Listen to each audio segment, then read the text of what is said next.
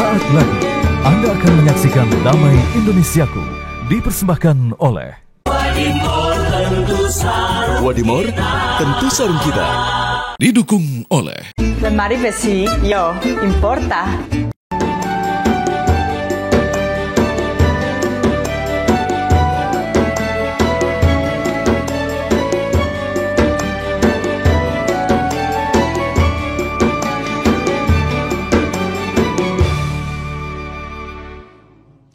Bismillahirrahmanirrahim. Assalamualaikum warahmatullahi wabarakatuh. Alhamdulillahirabbil alamin.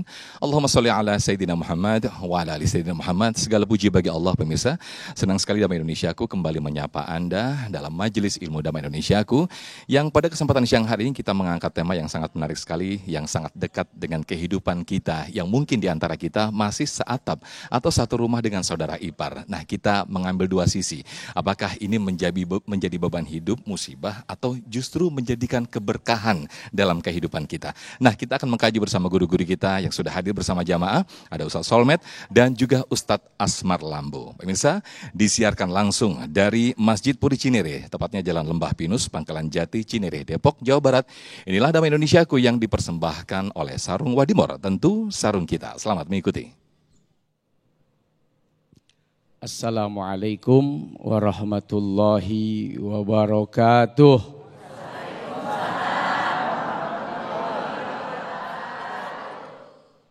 Bismillah, walhamdulillah, assalatu wassalamu ala rasulillah, Sayyidina Muhammad ibni Abdillah, wa ala alihi wa ashabihi wa man walah. Tuan Guru yang mulia, Al-Ustadzun Al-Fadil Asmar Lambo. Ini Ustadz mahal. Lambo. Tadi saya tanya, ini marga sekaligus nama orang tuanya Tuan Guru kita. Semoga senantiasa diberikan keberkahan, kesehatan oleh Allah Subhanahu wa Ta'ala. Para ustadz, para ustadzah, pengurus DKM dan jamaah Masjid Puri Cinere yang saya dan kita hormati, serta seluruh pemirsa Damai Indonesiaku TV One di mana saja, mudah-mudahan Allah senantiasa menjaga kita dari berbagai macam fitnah, ujian, cobaan yang begitu amat sangat berat. Amin ya rabbal alamin. Kalau bicara soal ujian yang paling susah itu ujian dari mana? Ada yang jawab anak, suami. Belum gua tanya nih yang kesini nih. Ujian paling berat dari mana, Pak?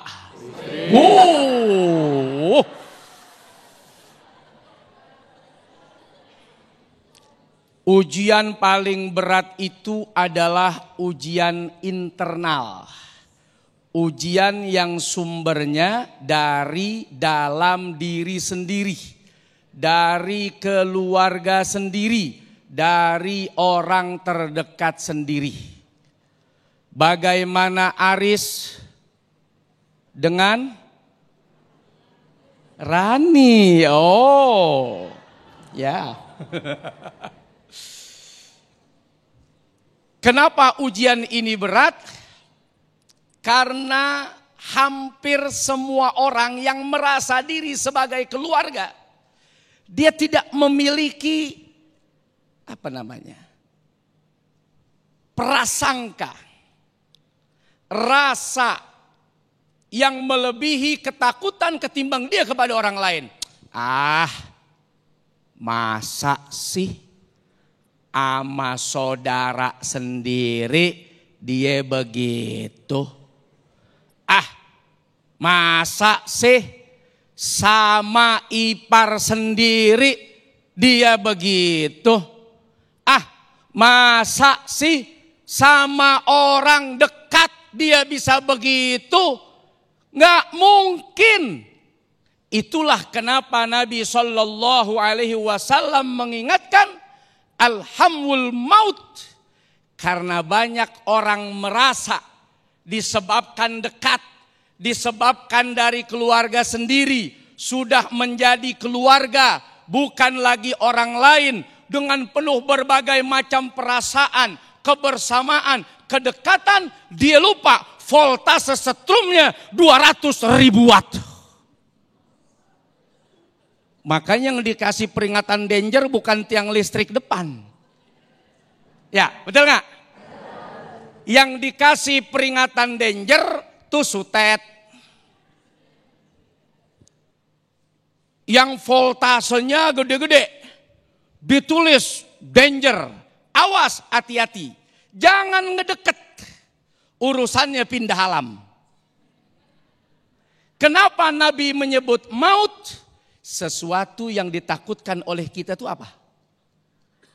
Mati. Saudara berobat, biar sembuh ya, panjang umur. Jangan sampai mati muda, oh gitu. Yang paling ditakutkan dan paling dihindari adalah kematian. Sehingga Nabi SAW memberikan gambaran bahwa ipar adalah maut. Harusnya kamu lebih waspada kepada dia. Bukan dihindari, bukan dijauhi, bukan dimusuhi apalagi, tapi waspada, hati-hati. Mukanya mirip. Untung bini saya nggak punya ipar. Orang si anak tunggal. Mukanya mirip. Suaranya mirip. Apalagi yang mirip-mirip. Kan satu selera nih. Bajunya kadang mirip, dia salah pegang. Maaf.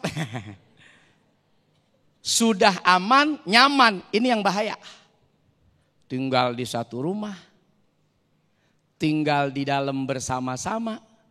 Di situ ada dialog, di situ ada interaksi. Harusnya melahirkan rasa keseganan. Harusnya begitu ya. Makin dekat, makin hormat. Makin dekat, makin segan. Makin dekat, makin takut. Tapi na'udzubillah, maaf, namanya nafsu. Muka mirip, suara mirip. Kadang ada lebihnya, lebih di tinggi, lebih di berat badan, lebih di suara, lebih di perhatian.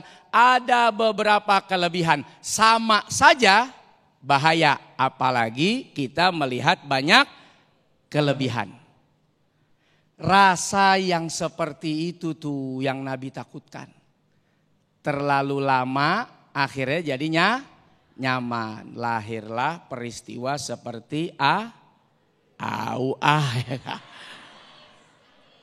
Iya, itu kan filmnya. Tapi kalau bicara soal, maaf. Kalau ipar itu kan mahram, tapi dia bukan mu'abbad. Disebabkan pernikahan, itu bisa jadi mahram. Yang bukan siapa-siapa, karena dia emak bapaknya orang tua pasangan kita. Jadi ya selama-lamanya gak boleh dinikahin. Sebab pernikahan kita sama anaknya. Tapi dengan ipar, enggak.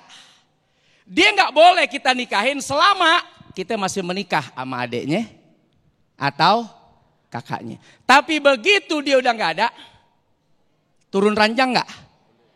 Naik ranjang nggak? Yang penting jangan jatuh ranjang. Ini yang bahaya. Kenapa urusan ini Nabi bolehkan? Ya, bahwa kalau seseorang punya ipar, lalu kemudian dia punya istri meninggal dunia misalnya. Lalu ada naik ranjang, ada turun ranjang. Artinya apa? Rasa, syahwat, itu bisa saja muncul dan ada. Sehingga Nabi mengingatkan, waspadalah, hati-hati, jauhi, bahaya, hindari, takuti. Sebagaimana engkau takut dengan kematian. Tapi kalau bicara soal nafsu, bukan cuman ipar. Maaf, sampai ada mertua dengan menantu. Nabi nggak ingetin soal urusan begitu. Karena sebetulnya udah dilarang keras. Haram udah sampai kiamat. Tapi ada tuh antara mertua dengan menantu. Bahkan naudzubillah min dzalik, ibu dengan anaknya, bapak dengan anak perempuannya, kakek dengan cucunya. Kalau yang begini aja bisa terjadi, apalagi ipar. Silahkan Ustadz Sofyan. Baik, Masya Allah. Terima kasih Ustadz Solmed yang telah memberikan mukadimah di segmen 1 ini.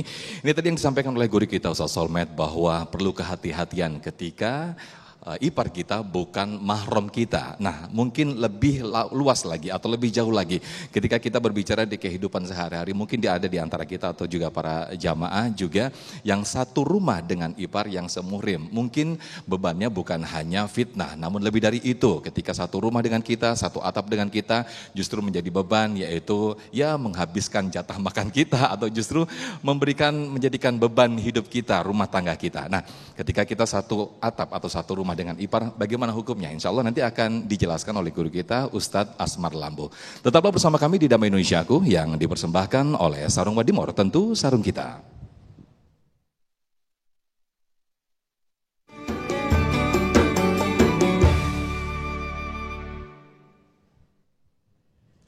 Baik, masih di Damai Indonesia, aku dengan tema yang sangat menarik sekali, seatap dengan ipar, berkah atau musibah. Guru kita tadi Ustaz Solmed telah menjelaskan hati-hati dengan ipar. Itulah yang sudah diperingatkan jauh-jauh tahun sebelumnya oleh Rasulullah SAW. Lantas bagaimanakah ketika kita harus terpaksa satu rumah atau satu atap dengan saudara ipar kita? Guru kita Ustadz Asmar Lambo akan menjelaskan kepada kita semuanya. Fadhal Ustaz.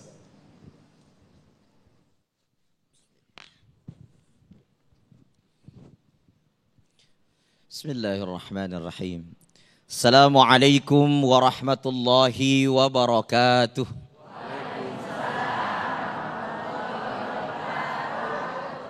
Alhamdulillahilladzi khalaqa kulla syai'in min Adam fa'adam. Wa khalaqa kulla syai'in min nuril anwar. Wa khalaqa kulla syai'in min nafsi wahidah. Assalatu wassalamu ala khatamin nabiyyin wal mursalin wa ala alihi wa sahbihi wa man tabi'ahum bi ihsanin ila yaumil ma'ad. Pemirsa Damai Indonesiaku TV One dimanapun berada, serta ibu-ibu yang cantik-cantik, Masya Allah. Bapak-bapak semua, ganteng-ganteng semua. Kita muliakan, kita hormati guru kita Al-Fadil Al-Mukarram Ustaz Solmed. Beliau ini idola saya dari dulu, ya. Beliau adalah guru saya, Masya Allah. Kita doakan panjang umur, amin. Hidupnya barokah, amin. Senantiasa menjadi suluh kebaikan untuk kita, amin. Saya muliakan, saya hormati Ustaz Sofyan, juga tak kalah gantengnya. Setiap saya ketemu di dalam program Damai Indonesiaku, semakin bercahaya, Masya Allah. Masya Allah, cahaya lampu katanya. Alhamdulillah. Masya Allah. Bapak Ibu dirahmati Allah. Kalau kita bicara masalah ipar, ya ini ngeri-ngeri sedap. Kenapa? Karena adatul muhakkamah, Bu, di Indonesia itu biasa-biasa saja. Satu atap dengan ipar. Ada di sini satu atap dengan ipar. Angkat tangan, Bu. Angkat tangan. Enggak ada. Dulu pernah. Kok takut banget angkat tangannya? Cuman pernah gitu. Bapak-bapak ada enggak di sini satu rumah dengan ipar? Dulu pernah. Rata-rata begini ya. Tapi benar apa yang dikatakan oleh guru kita tadi, Ustaz Solmed. Alhamwu al-maut. Ipar itu seperti maut. Saking menyeramkannya, ibu-ibu tidak ada mau angkat tangan. Semua pada gini-gini aja.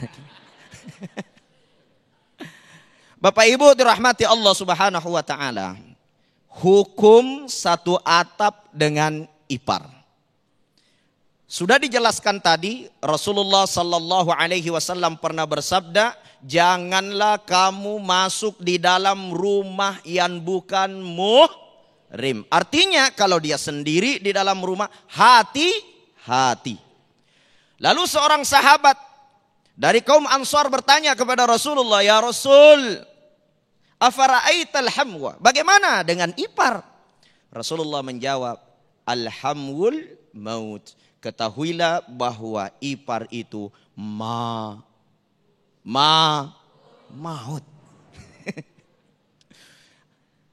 Makna dari maut sudah dijelaskan guru kita bahwa ketika kita satu atap dengan ipar itu perlu berhati-hati. Kenapa? Karena ipar itu adalah mahram muakkad. Artinya dia adalah mahram yang tergantung. Karena mahram itu ada yang disebut dengan mahram mu'abbad. Sampai kapanpun gak bisa kita nikahi. Ibu kandung kita tidak boleh kita nikahi. Saudara perempuan kita gak boleh kita nikahi. Tapi ada yang mu'akkad. Mana mereka? Termasuk ipar kita. Ini punya saudara perempuan atau punya saudara laki-laki. Kita satu rumah. Dia adalah mahram muakkad. Gak boleh kita nikahi. Tapi setelah cerai dengan istri kita ataupun meninggal dunia, boleh kita nikahi. Jadi dia hanya tergantung disebabkan karena ada penyebab sehingga tidak bisa kita nikahi. Ini yang berbahaya ketika kita satu atap. Lalu ketika kita satu atap dengan ipar, apa yang harus kita lakukan? Yang pertama, perlu menjaga batasan-batasan syar'i. Menjaga pandangan, menjaga pandangan perempuan, menjaga aurat. Kenapa? Nabi mengatakan al-ainanu zinahuman nazar. Menatap itu sinanya adalah memandang. Ya kita lihat-lihat aja itu udah zina tuh. An-nazratu lakal aula wa laysat lakal ukhra. Pandangan pertama itu jadi boleh saja. Tapi ketika mata sudah berkedip, wa laysat lakal ukhra, dia menjadi haram, enggak boleh. Ada enggak di sini boleh langsung lihat ngelotot begini? Enggak, pasti berkedip. Yang boleh begitu cuma kuntilanak gitu. Oke, Bapak Ibu ya. Jadi hati-hati dengan ipar kita. Bukan untuk dijauhi kata guru kita. Justru kita harus mencintainya, menyayanginya, menganggap dia adalah bahagian daripada hidup kita. Akan tetapi pandangan yang harus kita pakai bukan dengan pandangan syahwat, tapi adalah pandangan kasih sayang. Itu ipar. Sebenarnya bukan cuma ipar saja. Kalau kita pakai pandangan hawa nafsu, siapapun, mau mertua, mau orang tua sekalipun, semua bisa kena. Kenapa? Karena pandangan syahwat. Tapi kalau kita pakai pandangan iman, insya Allah akan memberikan ketenangan. Tapi bukan juga bilang, ya Allah saya beriman kepadamu, ku tataplah aku punya ipar. Bukan seperti itu juga. Jadi menjaga batasan-batasan syar'i. Kita menutup aurat, terutama itu kan kalau kita satu rumah, apalagi kalau hanya satu kamar mandi. Keluar dari kamar mandi, waduh, ya. Disinilah letak mautnya. Awalnya atau mulanya biasa? Mulanya biasa saja. Ini lagunya siapa? Merian Berlian. Mulanya biasa saja. Kita saling bercanda. Kita cuma berbicara biasa saja. Tapi engkau hadir dalam anganku, engkau hadir dalam pikiranku, hingga engkau hadir dalam mimpiku. Maut. Iya. Maka agama mengajarkan kepada kita, Rasulullah SAW sangat menganjurkan tidak boleh kita satu atap dengan ipar. Tidak boleh serumah dengan ipar. Makanya salah satu adatul muhakkama orang-orang Arab itu tidak boleh menikah sebelum mapan. Apa kemapanan yang dimiliki oleh orang Arab? Itu harus punya rumah pribadi dan punya kendaraan. Itu adatul muhakkama. Adat kebiasaannya. Kenapa? Karena memang kalau kita satu atap, jangankan satu atap dengan ipar, satu atap dengan mertua, itu makruh menurut Imam Abu Hanifah. Ya, makanya nih anak-anak muda harus berusaha keras biar bisa punya rumah pribadi baru menikah. Ya. Kemudian Bapak Ibu dirahmati Allah Subhanahu wa taala, dalam kehidupan kita ini kita tidak terlepas dari godaan syaitan. Makanya kalau kita satu rumah dengan ipar, nah itu kita jaga itu. Jangan sampai kita berdua-duaan. Harus ada orang lain di dalam rumah itu. Kalaupun mereka satu atap, harus ada orang lain. Apakah orang tua atau mertua, tidak boleh berduaan dengan ipar. Karena berdua-duaan dengan bukan muhrim, inna syaitana salisuha. Kata Nabi, sesungguhnya yang menjadi ketiga adalah syaitan. Bu, ada nggak di sini menganggap biasa berdua-duaan dengan ipar? Takut banget mengaku. Iya, adat kebiasaan kita kadang-kadang menganggap biasa. Akhirnya jadi luar biasa. Maka mudah-mudahan Allah Subhanahu wa taala menjaga kita sehingga kita terbebas dari fitnah-fitnah fitnah-fitnah hawa nafsu. Nabi mengajarkan ketika kita berada di pagi hari maupun di sore hari, jangan pernah alpa membaca Allahumma inni a'udzubika min fitnatid dunya. Ya Allah, saya berlindung dari fitnah dunia. Wa na'udzubika min fitnatil mahya, dan fitnah hidup. Wa na'udzubika min fitnatin nisa, dan fitnah wanita. Wa na'udzubika min fitnatid dajjal, dan fitnah dajjal. Kalau ini selalu kita baca, insya Allah fitnah-fitnah wanita, entah itu ipar, entah itu wanita lain, Allah semoga selalu menjaga kita. Assalamualaikum warahmatullahi. Waalaikumsalam warahmatullahi wabarakatuh. Terima kasih jazakumullah ahsanul jaza Ustadz Asmar Lambo yang telah menambahkan tema besar atau tema menarik ini di segmen kedua. Nah, kita ada 3 segmen 3, 4 dan juga 5. Kita akan perdalam lagi di sesi tanya jawab. Saya yakin banyak sekali mungkin masalah ataupun curhatan-curhatan yang ada di jamaah semuanya berkaitan dengan ipar. Sesaat lagi tetaplah bersama kami di Damai Indonesiaku.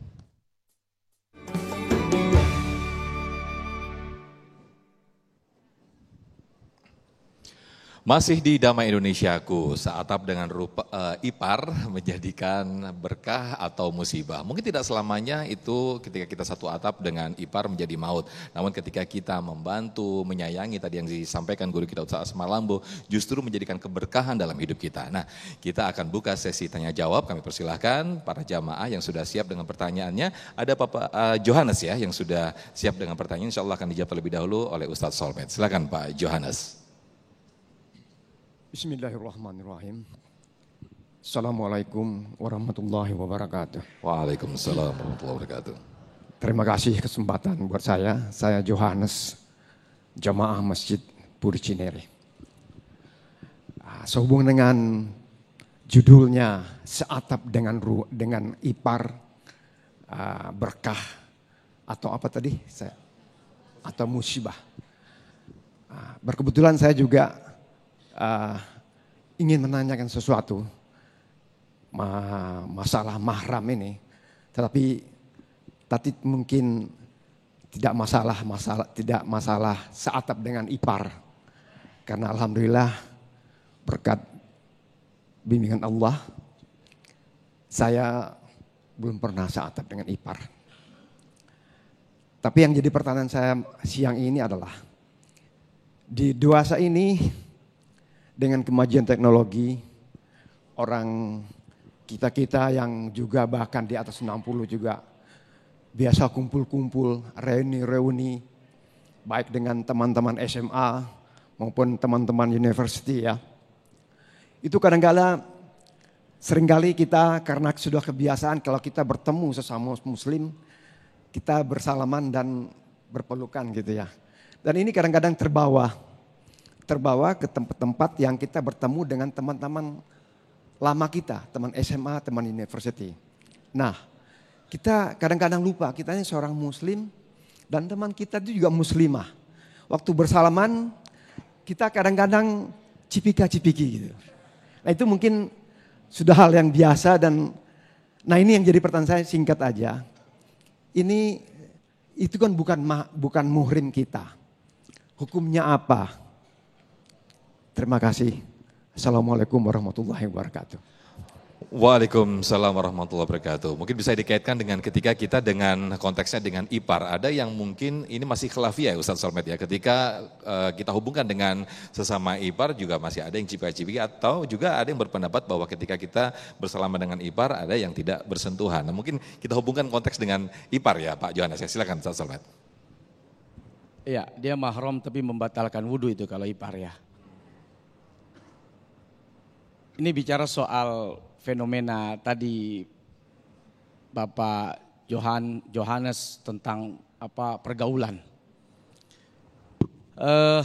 Dalam fikih itu seseorang memandang tembok, tahu tembok? Nah, itu tiang tembok. Lalu timbul hasrat, timbul syahwat, pandangan jadi dosa itu. Padahal tembok. Jadi bukan soal temboknya ini. Ininya ini yang bermasalah ini. Ininya juga bermasalah ini. Sampai ada orang yang melakukan maksiat kepada boneka. Bahkan kepada knalpot. Lo baca saja itu di media. Ini saya tidak sedang ngarang ini benar. Benar. Saya nggak sedang ngarang. Baca dengan knalpot ada, dengan jok motor ada. Dengan tembok ada, bahkan dengan hewan juga ada. Bayangkan bagaimana pandangan, hasrat, syahwat. Itu bukan dengan manusia itu Pak Johannes. Sampai kepada benda mati itu orang bisa begitu coba. Sampai ada orang ambil jemuran, spesialis, urusan dalam negeri ya. Coba bisa melahirkan maksiat dan dosa, apalagi pergaulan yang tadi tanpa batas, bebas, lepas, main peluk, main sosor, main cipok, waduh, pok begitu maksudnya. Jadi gini, itu kan ada yang bunyi tuh, plok begitu, makanya cipok. Macam-macam. Kalau yang dengan pandangan saja bisa bahaya. Kan begitu ya. Dengan memandang bisa bahaya. Apalagi sampai dengan persentuhan. Komunikasi yang intens tapi keluar dari jalur. Ngomongnya kerjaan awalnya lalu lari kemana-mana. Sehingga melahirkan rasa penasaran, curhat. Iya, kamu tuh bos tapi baik banget tahu. Nggak semua bos tuh kayak kamu. Duh, andai. Ini bahaya. Hanya dari perkara urusan komunikasi. Pandangan saja bisa melahirkan bahaya. Itu kepada orang lain loh. Bahkan kepada yang bukan orang aja bisa. Tadi saya udah cerita tuh. Kalau nggak percaya buka aja tuh Mbah Google, cari aja sendiri, cari. Apalagi kepada orang terdekat. Tidak ada orang curiga. Tidak ada orang yang tahu. Tidak ada orang yang mengawasi di dalam rumah. Siapa yang tahu?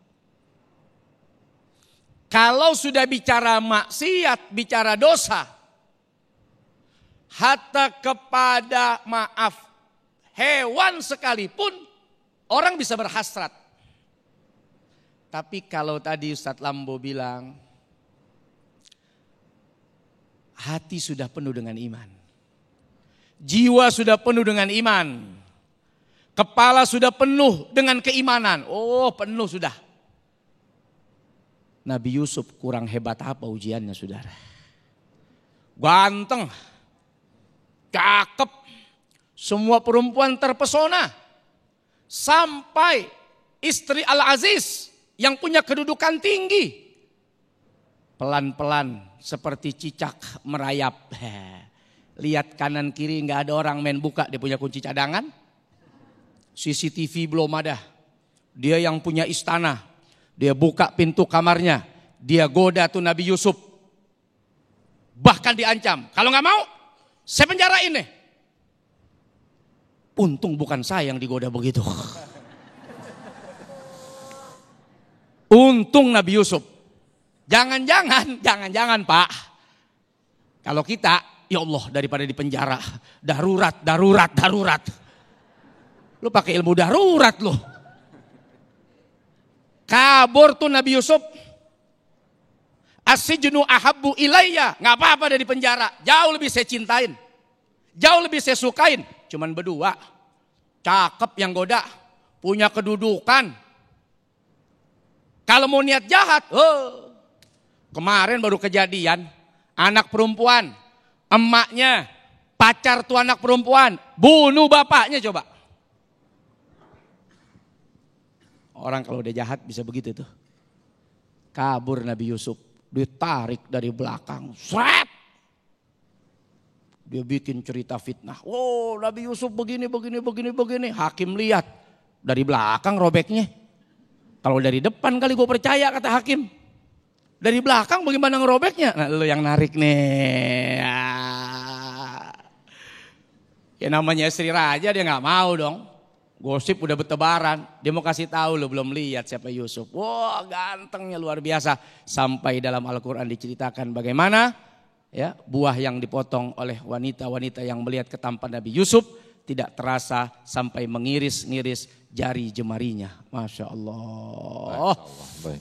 Itu luar biasa. Ujian. Betul sekali. Bukan hanya kepada kita, bahkan sekelas Nabi Pak, sekelas Rasul. Betul. Diuji oleh Allah Subhanahu wa Ta'ala dengan ujian yang begitu dahsyat dan berat. Baik, Masya Allah, terima kasih Ustaz Solmed. Kadang kita juga untuk menginginkan keinginan kita sendiri itu justru kita mencari-cari alasan, mencari-cari cara untuk menghalalkan yang haram. Sehingga kita membuat sesuatu itu agar kita bisa menikmati itu. Nah, kita berlindung kepada Allah Subhanahu wa Ta'ala agar dikuatkan iman kita semuanya Pak Jonas. Ya, amin ya rabbal alamin. Nah, kami persilahkan Ibu Nani berikutnya untuk mengajukan pertanyaan. Insya Allah akan dijawab oleh Ustadz Asmar Lambo. Silakan Ibu Nani. Bismillahirrahmanirrahim.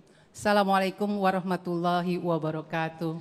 Waalaikumsalam warahmatullahi wabarakatuh. Perkenalan Pak Ustadz, saya Ibu Nani dari Gandul. Saya izin bertanya dengan Bapak Ustadz Asmar Lambo.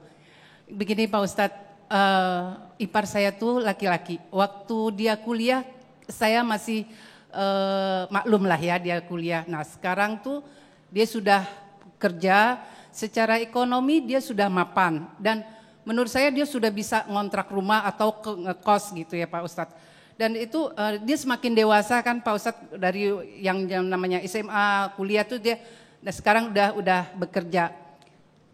Jadi hubungan saya juga punya putri, punya anak perempuan. Takutnya bukan sama saya, cuma sama anak saya gitu. Gimana caranya supaya ini secara kasarnya gitu ya Pak Ustadz, ngusir gitu loh. Bukan secara halus gitu, supaya dia tidak tersinggung. Kemudian juga ayah dari ipar saya itu kan mertua saya gitu. Jadi antara ayah mertua dengan ipar saya, dua-duanya tidak tersinggung secara bahasa halusnya gitu, supaya dia tuh pindah dari rumah saya. Baik. Karena selama ini saya lihat dia nyaman tinggal di rumah saya gitu loh Pak Ustadz. Gitu aja Pak Ustadz. Terima kasih. Assalamualaikum warahmatullahi wabarakatuh. Waalaikumsalam warahmatullahi wabarakatuh. Masya Allah, ini pertanyaan Ibu Nani ini relate sekali dengan kehidupan kita. Ini bagaimana cara ngusirnya, karena udah apa tuh jadi beban ya, justru jadi ngabisin listrik, ngabisin beras gitu. Intinya keenakan. Keenakan. Silakan Ustaz Asmar. Masya Allah, pertanyaannya luar biasa. Sebenarnya pertanyaannya simple. Bagaimana cara ngusir ipar? Gitu ya. Gitu Gia ya. Nah. Ini iparnya lagi nonton gak ini? Ya. Alhammu al-maut. Ipar itu adalah maut. Tadi saya nanya ibu-ibu, siapa di sini serumah dengan ipar? Gak ada satu pun angkat tangan. Saat kita nanya, saat dibuka pertanyaan, wah tuh muncul satu-satu, ipar saya gini, ipar saya gini. Maaf Bu ya. Ya, jadi cara mengusir ipar dengan hikmah, dengan cara-cara yang baik. Satu, solusinya kita buat musyawarah. Karena dia sudah tumbuh dewasa, dia juga sudah mulai mapan, sudah kerja, maka kita harus musyawarah dengan keluarga. Kita ajak keluarganya, kita ajak kita punya ipar, kita ajak kita punya anak, kita ajak kita punya mertua, kita ajak kita punya orang tua, duduk bersama-sama, kita bicarakan dengan baik agar tidak ada ketersinggungan. Bukan maksud untuk mengusir, tapi maksudnya adalah menjaga apa yang telah dipesankan oleh Rasulullah bahwa ipar adalah maut. Yang kedua, ajak nonton live Damai Indonesiaku hari ini. Ya, agar dia paham apa yang dijelaskan oleh guru kita Ustadz Solmed. Kalau saya lihat Ustadz Solmed itu, saya membayangkan Nabi Yusuf alaihissalam. Seperti yang diceritakan tadi itu, ya. Ya, jadi wanita lagi motong-motong sayur, motong-motong buah, itu tidak terasa dia potong-potong tuh buah, teriris-iris tangannya. Karena kenapa? Menatap begitu gantengnya Nabi Yusuf, seperti kita menatap gantengnya guru kita. Masya Allah, ya. Jadi Bapak Ibu, itu solusi. Kemudian yang terakhir, yang ketiga, jangan lupa bantu dengan doa. Karena ad-du'a'u silahul mu'minin. Doa itu adalah senjatanya orang beriman. Ya Allah, anak saya sudah mulai dewasa, di sini juga ada ipar saya. Ya Allah, aduh, ya Allah tolong bantu ya Allah. Nanti Allah kasih jalan-jalannya insya Allah. Saya kira seperti itu. Baik, terima kasih Ustadz Asmar Lambo. Ini kira-kira Bunda April keiris-iris gak di Bunda April nih? Baik, Mas Allah, kita akan buka sesi tanya jawab lagi. Masih ada 2 segmen lagi. Tetaplah bersama kami di Damai Indonesiaku.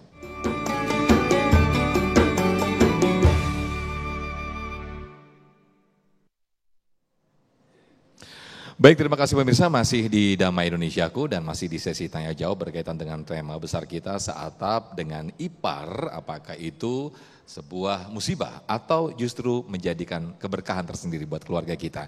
Nah, kami persilakan Ustadz Solmed untuk bisa turun ke jamaah untuk curhat. Mungkin sebelum para jamaah mengajukan pertanyaan, guru-guru kita bisa mengajukan pertanyaan. Ada pengalaman mungkin berkaitan dengan ipar?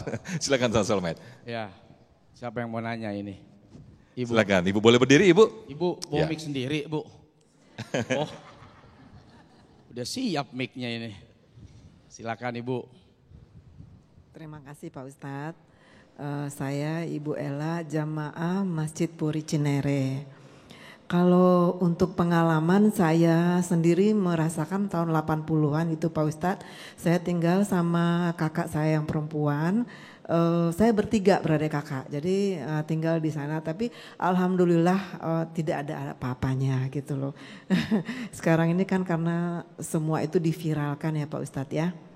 Nah, pertanyaan saya begini Pak Ustadz, saya tidak bertanya tentang ipar, tapi bagaimana Islam memandang jika seorang ibu menginginkan anaknya yang sudah menikah untuk tinggal di rumah dia. Terutama kebetulan saya orang Sumatera Barat, terutama saya anak perempuan 1, saya ingin kalau dia menikah tuh tinggal sama saya gitu loh Pak Ustadz.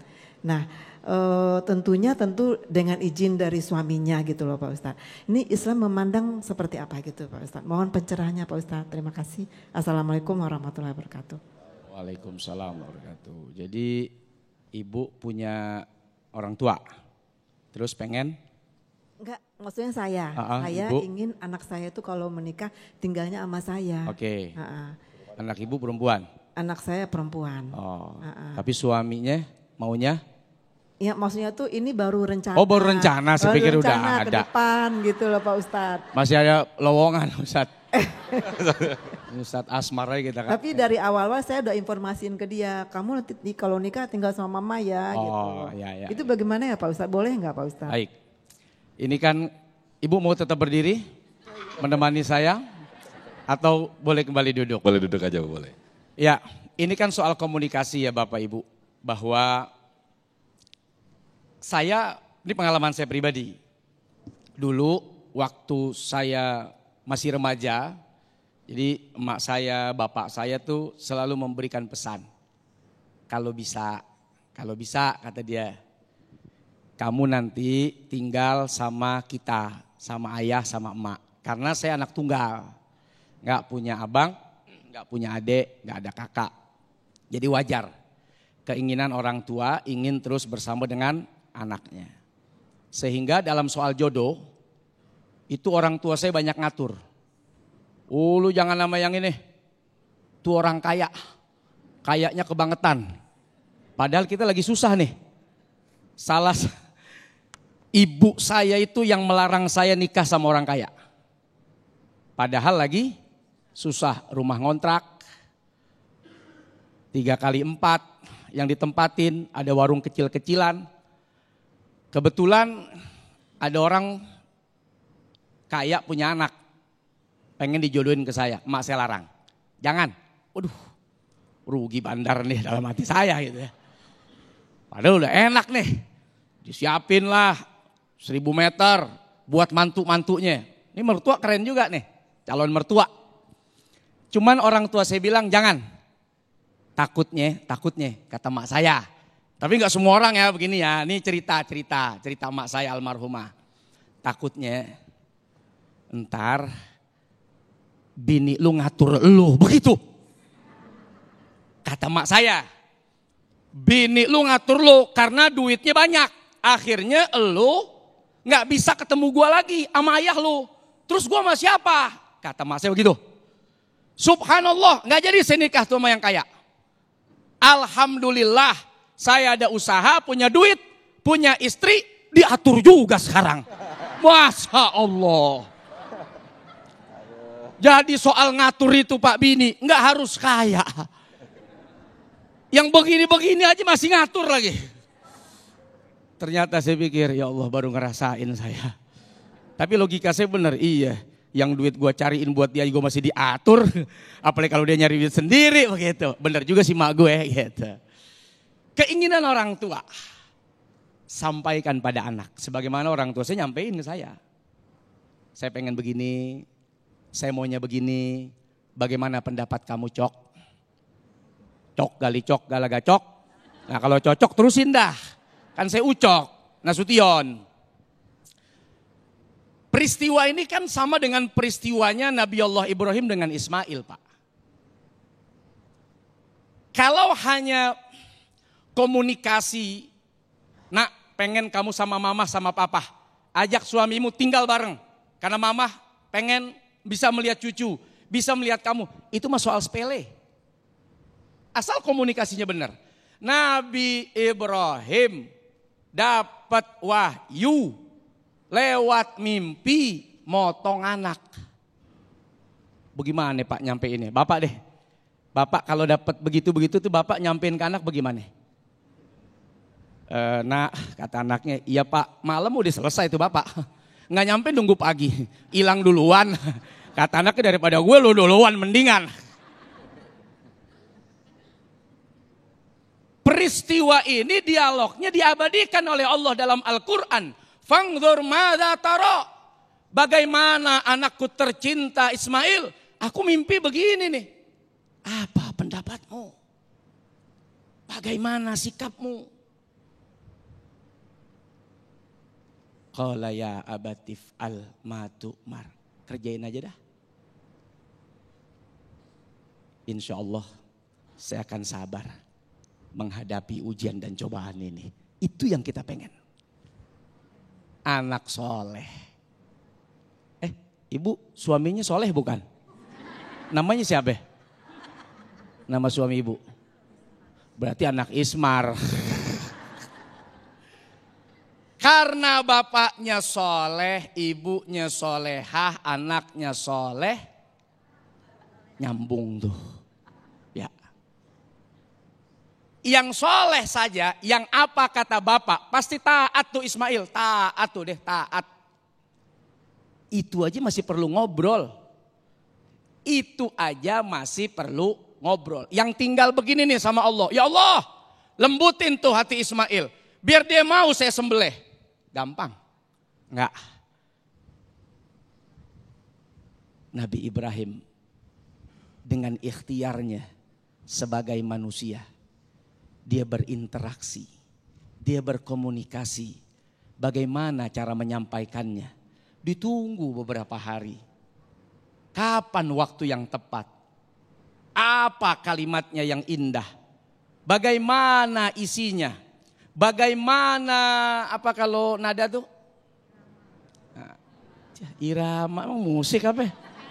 Hah? Cengkok. Hah? Intonasi cengkok. Mau lagi latihan dangdut tapi ada cengkok-cengkoknya. Intonasinya diatur. Kalimat, Pak, boleh nggak minta uang mau bayar utang? Dengan kalimat, Pak, mana duit? Loh, tukang tagih udah di depan. Tujuannya sama. Niatnya sama. Gara-gara kalimat, pindah ke dalam tanah, Bu. Yang begini nih, gue pelihara. Waduh, enggak dah. Tujuan sama, gara-gara cara, mungkin waktu, mungkin intonasi, mungkin isi kalimat, beda responnya. Maka orang tua ketika menginginkan sesuatu, belajarlah bagaimana mengkomunikasikan ini dengan baik. Saya fine-fine aja. Bahkan ketika saya dengan istri saya, saat ibu saya, bapak saya bilang, kamu tinggal sama saya, jangan kamu pergi tinggalkan saya. Salah satu syarat saya dengan April saat itu, mau gak nikah sama saya, tapi tinggalnya sama orang tua saya. Kalau saat itu dia bilang tidak, gak ada tuh. Akil, Mahir, Sultan, anak saya gak ada udah. Baik, Masya Allah, terima kasih. Seperti itu Ustaz, komunikasi yang intinya komunikasi ya Ustaz ya. Termasuk bagaimana tadi, Ibu Nani tadi mengusir ipar tadi, tentukan bagaimana komunikasi ya. Baik, berikutnya kami persilakan ada Bapak Salatul Jamaah, Bapak Sony ya, betul ya, yang sudah siap dengan pertanyaannya. Silakan Bapak Sony, tapi dijawabnya di segmen berikutnya. Karena silakan Pak Sony, ajukan pertanyaan terlebih dahulu. Baik, saya berdiri atau duduk? Boleh berdiri Pak Sony, biar kelihatan nih yang nonton di rumah. Bismillahirrahmanirrahim. Assalamualaikum warahmatullahi wabarakatuh. Waalaikumsalam warahmatullahi wabarakatuh. Perkenalkan, nama saya Sony Haribowo, saya jemaah Masjid Al-Hikmah, kota New York City. Dan saya datang ke sini diundang oleh istri saya dan oleh kakak ipar saya yang pengurus DKM. Masya Allah. Alhamdulillah, terima kasih. Ya. Siap. Ya. Kita menghadap. Oh ya, siap. Jauh-jauh dari New York ya Pak ya? Jauh dari New York. Siap, Pak. Oke, silakan Pak Sony mengajukan pertanyaan. Baik, terima kasih Ustadz. Saya ada pertanyaan. Karena saya tinggal di 2 negara, jadi kadang-kadang saya punya rumah 2 tingkat di kota New York. Saya sewakan lantai 2, tapi kita pintu masuknya terpisah, private. Jadi saya tinggal di lantai 1, kemudian saya sewakan di lantai 2, keluarga, suami istri dengan anak 3. Apakah itu diperbolehkan? Apakah rumah itu masih tetap membawa barokah? Terima kasih. Baik. Pak Sony terima kasih. Ini menarik sekali Ustadz Asmar, pertanyaannya sangat menarik sekali. Tapi durasi kita sangat terbatas. Tapi di next segmen ya, di segmen berikut kita akan mendengar bagaimana jawaban dari guru kita Ustadz Asmar Lambo. Tetaplah bersama kami di Damai Indonesiaku.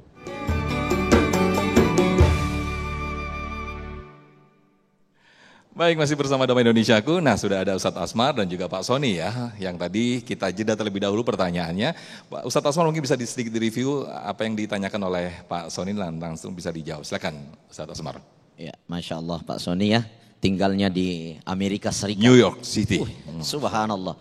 Ini New York beneran. Punya rumah di Amerika. Betul. Ya kan?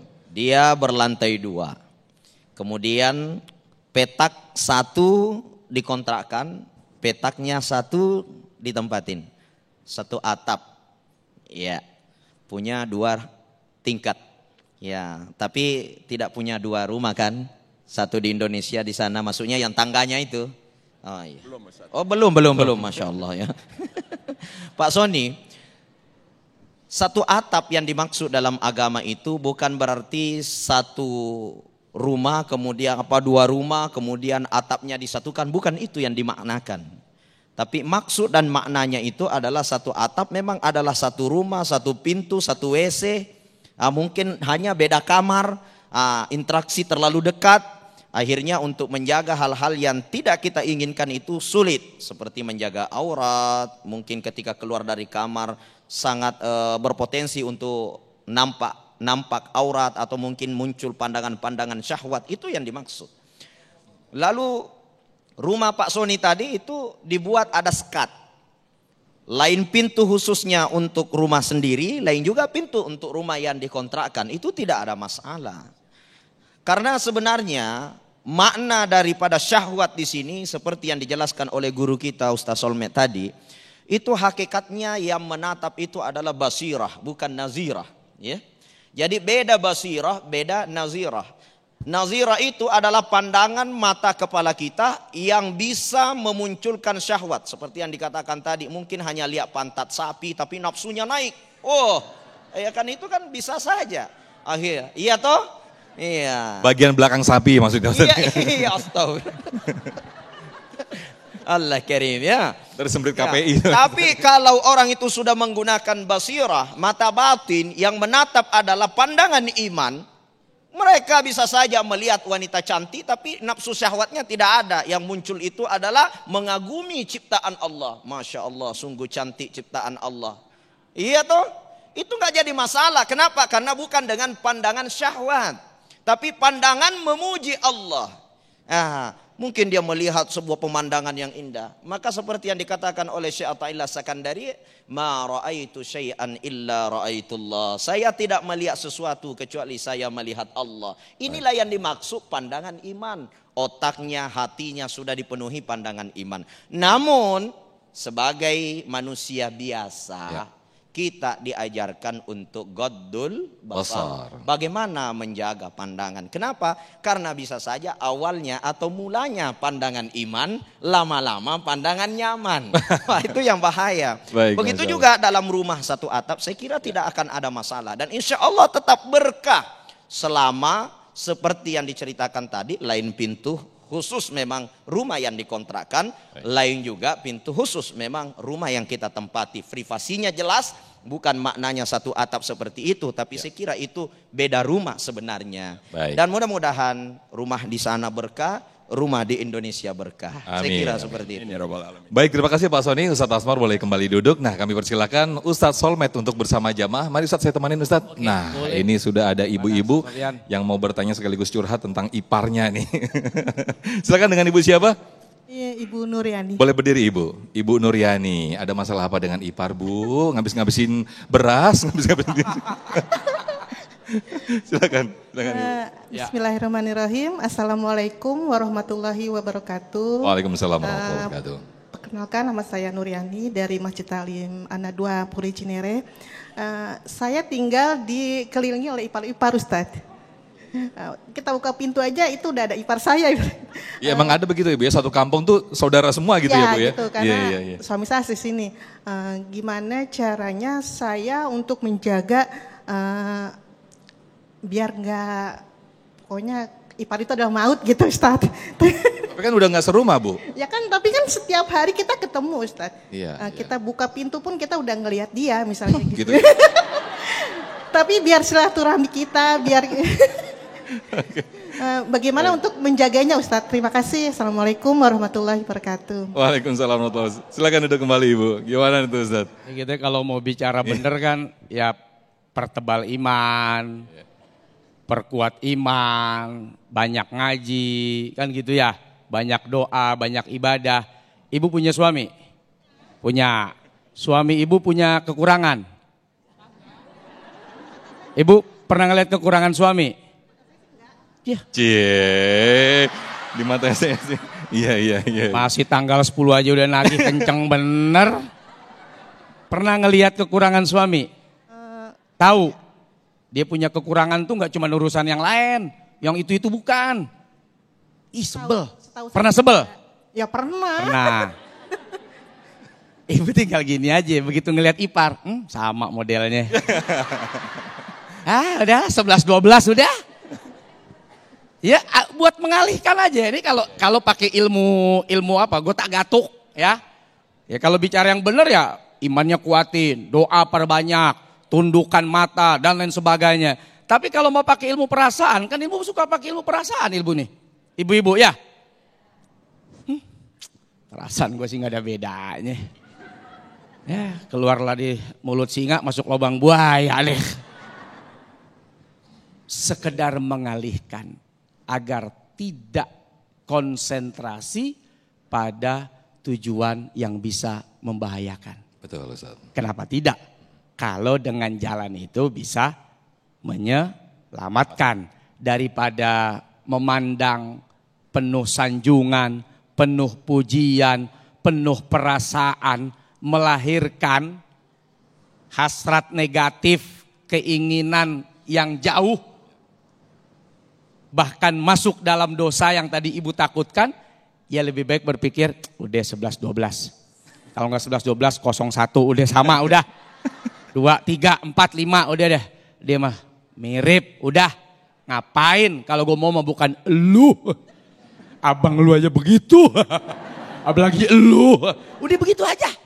Kalau gue mau mah bang sama yang lain. Ngapain juga sama adik elu. Ya sama udah. Mending begitu. Istilahnya untuk mengalihkan. Bukan dalam rangka untuk merusak hubungan. Ya, kan dia nggak tahu juga yang ada di perasaan ibu ya. Ibu jangan ngomongin ke suami ibu. Apalagi ngomongin ke ipar ibu. Apaan lo? Tapi kok tadi ibu sama abang gua. Ibu tadi melihatnya tidak ada kekurangan, semuanya kelebihan ya. Masya Allah. Masya Allah. Yang lebih itu kalau jadi over maut juga. Oh iya benar. Orang mati ngapa nih? Overdosis tuh. Kelebihan dosis juga bisa maut, bisa mati. Artinya udahlah. Ini kan permainan hati nih. Ya. Tadi kata Ustadz Asmar kan, ini bukan soal permainan mata ini. Tapi permainan hati. Hati merespon dari apa yang dilihat. Maka upayakan agar hati tidak merespon pada hal negatif, lari ke positif. Udahlah. Ya gimana Bu? Ibu kalau ngalihin begitu gimana kira-kira? Di hati aja tapi. Iya. Tapi kalau angle-nya kita melihat dengan kasih sayang, insya Allah akan menjadi keberkahan begitu Ibu ya. Seperti tadi yang disampaikan guru kita, ketika kita melihatnya ipar kita sebagai kasih sayang, oh dia perlu kita kasihani, dia perlu kita sedekahi, mungkin menjadi keberkahan begitu ya. Iya kita bantu. Nah kalau itu kita ada kelebihan ya kita berikan. Kenapa? Gimana juga bisa jadi adik kita, istri kita yang merupakan mungkin adiknya, dia sukses karena dia.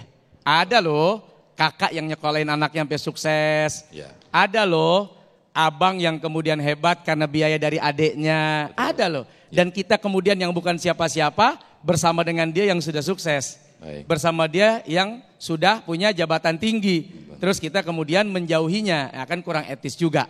Jadi peringatan dari Nabi SAW itu bukan peringatan untuk dijauhi secara silaturahim, secara kekeluargaan. Tapi mewaspadai untuk tidak terlalu berlebihan dalam pergaulan dengan ipar tersebut. Baik, Masya Allah, terima kasih Ustaz Somad, boleh duduk kembali. Nah tidak terasa kita sudah di penghujung acara. Di akhir segmen nanti pemirsa kita akan berdoa bersama-sama. Tetaplah bersama kami di Damai Indonesiaku.